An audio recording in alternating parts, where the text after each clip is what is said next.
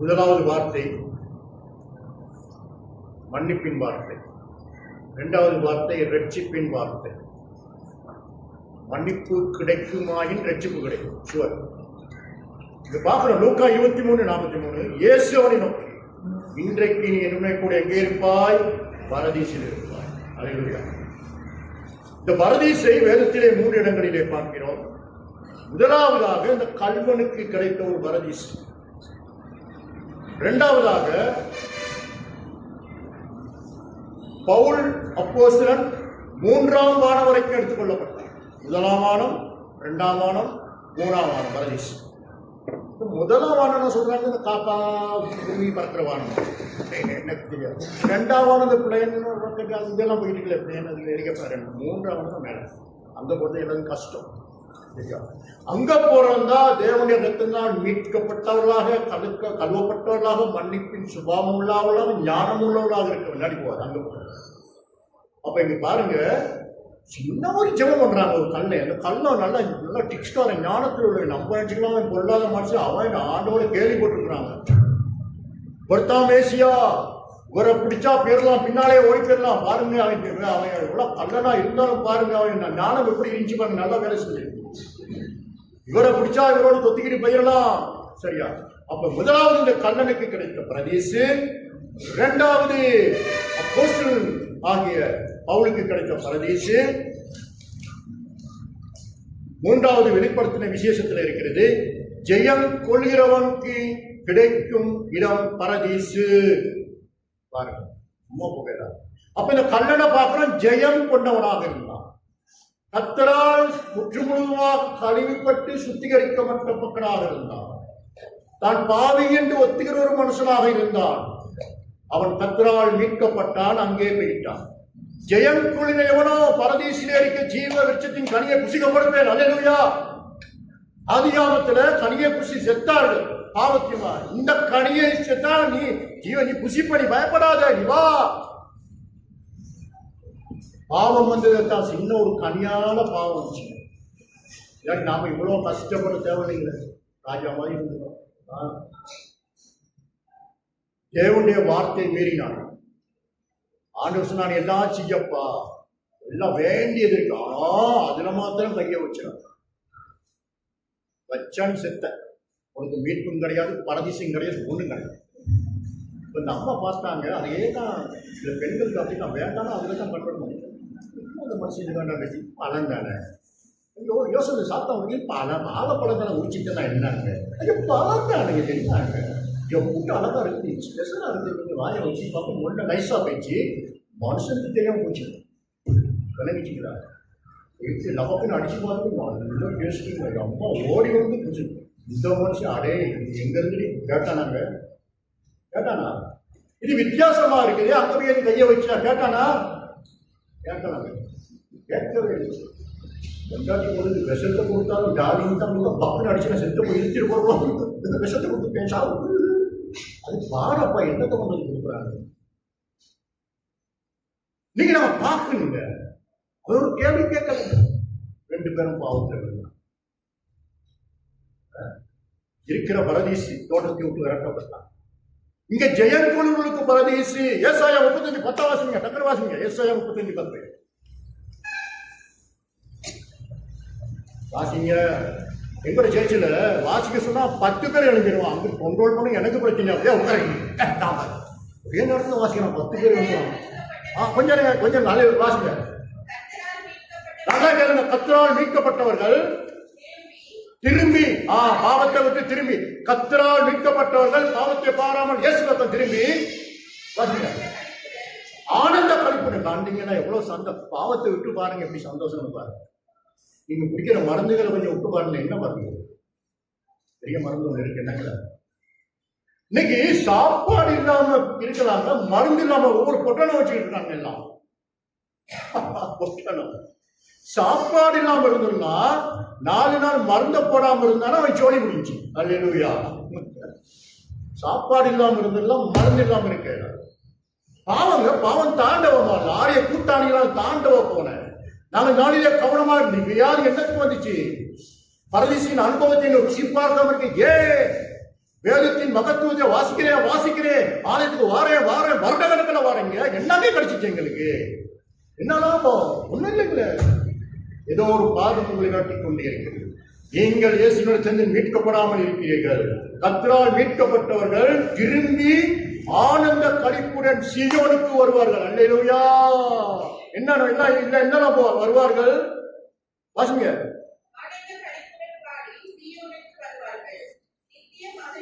நித்திய மகிழ்ச்சி அவர்கள் தலைமையில் இருக்கும். நீங்க பயப்படாதீங்க. இந்த உலகத்துல பிரச்சனையோடு போராட்டத்துல வாழ்க்கலாம். ஆனா மறுமையில நீங்க ஆனந்தமா லாசருவை பார்க்கணும். ஐஸ்வர்யன் வாழ்க்கையில கிடக்குறான், வாசல்ல கிடக்குறாங்க.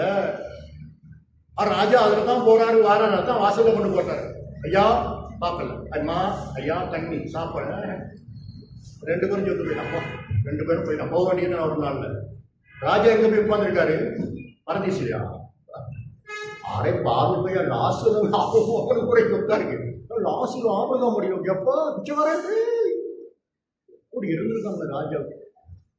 அதே மாதிரி ஒரு காலத்துல நாம பரலோகத்துக்கு பார்க்கலாம் யாரெல்லாம் பணியறிக்கணும். நாங்கள் ஒருவேளை பணியறிந்து மேலே பார்க்கலாம். ஐயோ அவர் போயிட்டாரு, பக்கத்துலேயே உட்கார்ந்து இருந்தாரு, வெளில வேட்டி கட்டி சொல்லையா வந்து நல்லா ஆண்டவர் போயிட்டாரு, நான் மடையனாக்கி அந்த மனுஷன் சொன்னாரு. பார்த்துக்கலாம் ஒருத்தரை பரலோகத்துக்கு தேவையாங்க இது உங்களுக்கு. சரியா? அவன் சொல்றான், அவர்தாமே தண்ணி தாகம் ஒரு சொட்டு, ஒரு விரல்ல ஒரு சொட்டு கேட்கறாங்க. பாட்டில் கணக்கில் தேவையில்லை, முடியாது. பரலோகத்துக்கும் பூலோகத்துக்கும் நடையில என்ன இருக்கு? நடுவுல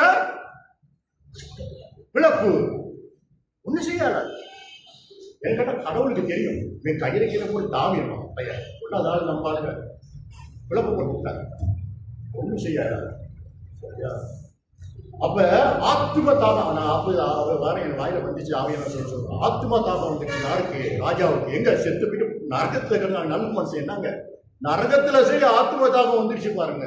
என் சகோதரன் 5 பேர் நான் செஞ்ச பாவத்தாங்க செய்யலாம். எப்பா அவங்கெல்லாம் அனுப்புங்க, லாசரு அங்க அனுப்புங்க, லேசு தானே உங்களுக்கு. இங்க அனுப்ப அது கிளப்புன்றீங்க, இங்க அனுப்புங்க. அவர் என்ன சொல்றாரு? அதுக்கு மோசேயும் தீர்க்க தரிசிகளும் அங்கே இருக்கிறார்கள். அவருடைய பேச்சுக்கு கேட்டா இங்க வர மாட்டான், அங்க போவோம். அல்லேலூயா. அப்ப நாங்க பாக்குறோம், இந்த கள்ளன் கர்த்தரால் மீட்கப்பட்டவனாக இருந்தான். சரி, 2 பேத்துக்கு ஒரு உரையாட ஒருத்தனை பேசுறான். நீ கிறிஸ்துவானால் அவன் ஒருத்தையும் பாருங்க கல்லு, அவன் இருந்தே உடையலாம் கிடையாது. இங்க ஒரு சிலர் பாருங்க, அவன் பாரம் சிரச வச்சு அடிச்சாலும் கல்லு அட்டிக்குமா, உடையாதுங்க. திருத்தமா சொல்லுவாங்க, எங்க அம்மா செம்ம கிட்டே செருப்புல அடிச்சாலும் போவாங்க. எதில் அடிச்சாலும் போவாருங்க, சொல்லுங்கம்மா போவாருங்க, அடிச்சு பாருங்க. அது ஜெம்மு அவன் குடிக்கிறேன் சாவரி குடித்தான் கடையில் அட்டி செருப்புல ஆட்டி எத்தனையும் ஆட்டி அது ஜெம்ம குட்டிங்க. இதுக்கு அவனை போய் நம்ம ஒத்துறது இல்லை. ஒரு ஐயா நல்லா தண்ணியை காலையிலே தண்ணி போட்டு போயிருக்காரு. அவருக்கு தலையில முடியே இல்லை. நம்ம தோசை ஊற்றி வேகத்தில் தோசையை தலையில ஊற்றி சில அன்னைக்கு மருந்து மனுஷனை போட்டு கேவலம் அவன் குடிச்சுட்டு வந்தா அவனை போட்டு இல்லாத அவன் குடிச்சுட்டு போறாங்க. ஜெபம் பண்ணுங்க, நீங்க அவன்கிட்ட சுபாவங்க இருக்குங்க, முடியாது. அவனா திரும்பணும், ஜெபம் பண்ணி வேலை இல்லைங்க. அதுக்கெல்லாம் தோத்திரம் போட்டு அவங்க ஆத்திரம். அப்ப நாங்க மீட்கப்பட்டிருக்கோமா? நாங்க எல்லோரும் மீட்கப்படணும். ஆண்டு வரவே அதி சீக்கிரம் அங்க அடிக்கிறார், புஷ் புஷ்ன்னு அடிக்கிறார் அவரை. அப்படி நிறைய பொய் சொல்றாரு. புஷ் அந்த புஷ்ங்கிறார், இந்த புஷ்ங்கிறார். இதெல்லாம் நடந்தே இதெல்லாம் பார்க்கும்போது என்னத்தை அறிகிறாய்? நீ வாழ்வது உலகின் அழிவின் விரிவில் வந்து விட்டாய். இன்று உன் உயிர் பிரியுமானா நீ பரதீசுக்கு போறியா? ஆயத்தமா இருக்கிறியா? மீட்கப்பட்டிருக்கியா? பரிசுத்த ஆவியால் சுத்திகரிக்கப்பட்டிருக்கியா என்று ஆண்டவர் கேட்பார்.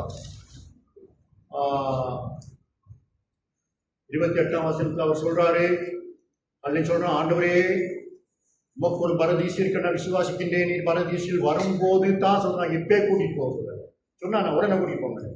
பரதீசில் வரும்போது கொஞ்சம் நினைச்சுங்க. அப்ப நாங்க இங்க ஜெபம் பண்றதுக்கு டைம் இல்லைங்க. ஆண்டவரே கொஞ்சம் என்ன நினைச்சுங்க. ஆண்டவரே நான் சொல்ல தேவையில்லை, என்ற பிரச்சனை எல்லாம் வியாதியெல்லாம் எனக்கு தெரியும். ஆண்டவரே எனக்கு நடக்க முடியல. ஒரு சிலர் பாருங்க, ஏன் கேட்க போறீங்க, அவன் நடந்து காட்டும். கூண்டுல ஏதோ ஒரு அம்மா இருந்தாங்க, இடுப்பு வலின்னு சொல்லி சொல்லி சொல்லி சொல்லி சிக்கம் நீரை மாசம் கொடுக்குற கேஸ் மட்டும் முக்கிட்டே ஒரு சில சொன்னாங்க, ஆச்சு அதை இந்த ஆட்சி உங்களுக்கு தெரியாது, நான் நிற்கிது அங்கே போய் நிற்கிது, சிக்கோமியன் போலிங்கில் நிற்கிது. சிக்கோமியன் போலிங்கில் என்ன சொல்றது, ஹாஸ்பிட்டல் போவாங்க, எனக்கு என்ன சொல்றது, கிளினிக் கிளினிக் போனீங்கன்னா உதாரணம் சந்தையில் நிற்கிது, பையன் வச்சு நிற்கிது. பைக் எடுத்து போனேன், எல்லாரும் பற்றி வந்து தூக்கிட்டு வரீங்க கலைக்கு. நம்ம கலைக்கு நான் பார்த்தா ஆட்சியே ஒன்று எல்லாம் போச்சு, வேற விஷயம் போட்டு அதெல்லாம் சிக்கோமே கொடுத்துருல. இன்னைக்கு ஏங்க பாருங்க, அந்த வார சிறுமையை தூக்கிட்டு வார ஒரு கூலி இருந்தாங்கன்னா ஆலயத்துக்கு 18 வருஷமா வராங்க, கூணுங்க தான் இப்படிதான் நிமித்திட்டு வருது. ஐயோ எல்லாம் கேலி பண்ணுவான்னு வீட்டுல இருந்துச்சாரு. நீ வந்து வியாதியோடு வாருங்க, ஒரு சபையில திருவிழோட கொண்டு வந்து பின்னுக்கு வச்சுக்கிறாங்க. விளங்கிச்சிங்களா உங்களுக்கு? நாங்கள் அப்பா அம்மா போயிட்ட பார்த்துக்கோ, கோழி இருக்கும் நாள் கவனமாக பார்த்துக்கலாம். அதனால அதட்டி போட்டு கிறிஸ்துமஸ் கூப்பிட்டு வரல அந்த மனுஷன் பாவம் எல்லாம் ஊட்டு அம்மா வந்து உட்காந்துக்கிறது. இதுதான் நாங்கள் செய்கிற பாவம். சொல்ற ஆண்டவரே, நான் பாவி என்று அறிகிறேன், நீர் பரிசுத்தர், உமக்கு ஒரு ராஜ்யம் உண்டு, பரலோக ராஜ்யம் உரித்தானவர் நீர். அடியேனை கொஞ்சம் நினைக்க கேட்டாரா? அடே நான் 3.5 வருஷம் வசதி நீ வந்தியா, முழுக்க ஞானஸ்நானம் நடத்தியா, அரை ஞானஸ்நானம், இதுதான் நீ பிரச்சனை. முழுக்க ஞானஸ்நானம், அரை முக்கால் ஞானஸ்நானம். ஞானஸ்நானம் உங்களை அங்கே கொண்டு போவாரு, கொண்டு போங்க. உங்களுடைய வாழ்க்கை தாங்க அங்க கொண்டு போகும். ஞானஸ்நானம் அங்க கொண்டு போவார். ஒரு வாழ்க்கையை மாற்றி அமைத்துக் கொள்ளுங்க. நீ திருந்தினால் இந்த உலகம் திருந்தோ, நீ திருந்தாவிட்டால் இந்த உலகம் கடைசியிலையும் திருந்தாரு. ஒரு ஆபீஸ்ல ஒரு குமாஸ்தா இருந்தாரு, சின்ன பையன் ஒருத்தான் தொழில் அவன் லீவில் வந்து இந்த மனுஷனை நொய்யின்னு வருஷம் வேலை செய்ய விடுறாங்க. பார்த்தா என்னன்னு பெரிய உலக படம் வந்துச்சு, அதை கிழிச்சாரு. வகையில பெரிய உலகம் இருக்குதா, சர்க்கரை அவன் ஓடிக்கிட்டு ஒட்ட பார்த்துனா ஒட்ட முடியல. பின்னுக்கு பார்த்துருக்கா ஒரு மனுஷன் தலை கை காலு முண்டா எல்லாம் இருந்துட்டு அதை ஓட்டிவிட்டான். பின்னுக்கு திருப்பி ஓட்டிவிட்டான்.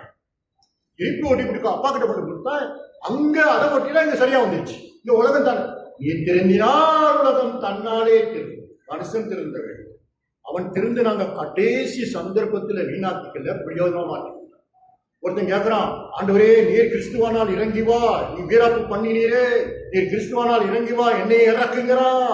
நீ மனிதனை போல பேசாத. அதே நாங்களோ செய்த குற்றத்துக்கு தண்டனை அனுபவிக்கிறோம், அவரோ மாசற்றவர் குற்றமற்றவர் என்று அந்த கல்வாரி மலையில தொங்கிக் கொண்டு பறிந்து பேசுறாங்க. ஆண்டவரை பார்த்து ஒரு கேள்வியும் கேட்கல. நீ முழுக்க ஞானசம் கட்டியா, அரஞ்சாசம் கட்டியா, கோயிலுக்கு போனியா, நீ கிறிஸ்தவனா, ஒண்ணுமே கேட்கல. உடனே ஒரு வாயில இருந்து வந்து இன்றைக்கு ரைட்டா இன்றைக்கு கூட பரதேசியில் இருப்பாய். சகரியா 9:18 மறந்துடாங்க, வாசிங்க. சகரியா 9:12 வாசிங்க. கரெக்டீங்களா?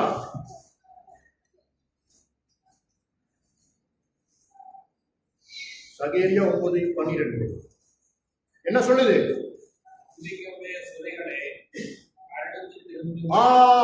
நம்பிக்கையுள்ள சிறை கைதிகளே அரணுக்குள் திரும்புங்கள். சிறைகளே கத்து சிறைப்பட்டு இருக்கிறீங்களா, திரும்புங்க, இப்பொழுதே திரும்புங்க.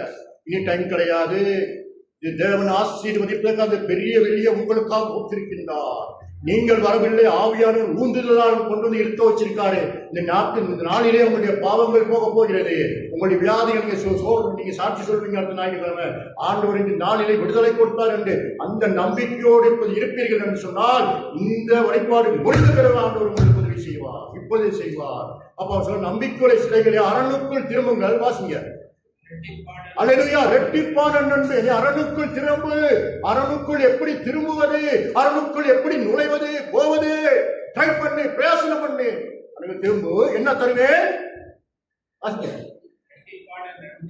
ரெட்டிப்பான நன்மையை தருவேன், இன்றைக்கே தருவேன். அல்லேலூயா. இன்று போய் நாளை வா என்று சொல்லி இயேசு சுவாமி யாருக்கு சொன்னாரா? நம்ம தான் சொல்றோம், சகோதரனே காசு இல்லை நாளைக்கு. இன்று போய் நாளை வான்னு சொல்லாதே. பொருள் இருக்கையில், காசு இருக்கையில், காசும் பேசிக்கிச்சு. நோட்டுகள் பேசு. பெரிய நோட்டு 5000 5000 பெரிய நோட்டு. 2000 நோட்டு கேட்கு. நீங்க எங்க புலங்குறீங்க அடிக்கடி. ரொம்ப பெரிய பாரு, ஹோட்டல், ஹோட்டல். 500 நான் அப்படி இல்லை, இந்த கிராமத்துக்குள்ள கடைசியில் 20 இருக்கு. சரி, நான் இருக்கேன். நீங்க நான் ஆலயத்துக்குள் வேலை செய்து கொண்டிருக்கிறேன். எல்லா நோட்டும் ஆலயத்தில் 20 ரூபா எண்ணி பாருங்க, 20 ரூபாய் எவ்வளோ இருக்கு. கணக்கா 20 ரூபா செட் பண்ணி டாக்ஸா இருக்கு. அதுதான் எங்களுக்கு உண்மை இல்லை. இன்றைக்கு ஆசீர்வாதமே திரும்ப, பாவத்தை விட்டு திரும்பு, மனஸ்தாபப்படு, அடுத்து புலம்பி ஆண்டவரே நான் ஒரு பாவி ஆண்டவரே, வார்த்தை எனக்கு சுட்டி. அந்த காலத்தில் நான் பிரசங்கம் பண்ணி கேட்டுக்கிட்டு இருந்தா ஓடி போயிருவேன். அந்த பிரசங்களை நம்ம கட்டிக்கிற மாதிரி தான் அடிப்பார் கூட்டு இருந்து கட்சிப்பார் பாதுகாப்பு அந்த காலத்தில் விடுவாங்க. நம்ம ஓடி போயிருக்கோம். அப்படியே இந்த மனுஷன் வேலை நமக்கு தான் ஜோப்பா ஸ்கூல் போக மாட்டேங்கன்னா ஊதாரி பயிர் பண்ணி சுற்றிக்கிட்டு இருக்காங்க. ஆனால் இப்போ தான் மனுஷன் கணக்காக தானே சொல்லியிருக்காங்க. நமக்கு அந்த காலத்தில் என்ன வெளியே விளையாட்டு போனாங்க. ஆண்டவரே தெரியாமல் பாதுகாலாம் ஏற்றிருக்கோம். தோசைன்னு சொல்லி ஒரு உபதேசியா இருந்தாரு. வெற்றி அவர் அடிப்பார் பட்டவளை சேர்ச்சில். அங்கே ட்ரெயின் போகும்போது ஒரே போட்டு ஜொப்பாவும் பட்டுன்னு போக அப்படியே விழுந்துருவோம். நாங்கள் ஒரு நாள் வந்தார், வெற்றி செட்லாம் வச்சிருந்தாரு. அதை அதிகமாக பிடிச்சிட்டு வந்தோம். வந்து பார்த்தா ஒன்றும் இல்லை. இப்போ நாங்கள் சொல்றது அவருக்கு கேட்காது, நாங்கள் தப்பிச்சுக்குவோம். கேள்வி கேட்பாரு சொல்லுவோம். கரெக்ட். அந்த மாதிரி அநியாயம் செஞ்சிருக்கோம். நாங்கள் அதெல்லாம் நினைச்சு வேதம் பண்ணுவோம். பழைய காலத்தில் காரியங்களை அன்றோர் சொல்றாரு, அறியாமலே காலத்தை சேவை செய்து காணாதவர் போல பயப்படாத. இப்ப அறிவு சின்ன ஒரு பிள்ளைகிட்ட கதையை கொடுப்பாங்க. என்ன கதை இருக்கு? ஒரு சின்ன பிள்ளை நான் ஸ்கூல்ல டீச் பண்றேன். ஆண்டு 2 இந்த பிள்ளை முடி பிள்ளைய தொங்கிட்டு இருக்கேன் ஸ்டைல் மாதிரி. டீச்சராக நான் யோசிக்கிறேன், உன் கண்ணுக்கு முடி வருது பாரு, வெற்றி கொடு. எங்க அம்மா வெட்ட முடியும் ஸ்டைல். இந்த பிள்ளை என்ன செஞ்சிருப்பா, நான் பாதி வேலையா சார் அதுக்கு வீட்டில் போய் என்ன சொட்டை வெட்டிச்சு குழம்பு வெட்டி விட்டு அவங்க அப்பா அவங்க அப்பா எனக்கு வந்து கொஞ்சம் பாதம் வாங்கினே என் பிள்ளை செஞ்சப்போ உங்களை வர சொல்லுது. அடுத்த நாள் நான் முடி வெட்ட போறேன். நான் நேரம் வச்சிருந்தேன், முடி வெட்டிட்டு வந்தேன். ஸ்கூலுக்கு போறேன். இங்கே வந்தேன், நான் வெட்டி விட்டேன் பாதம் நீங்களும் வெட்டிக்கிட்டீங்களா?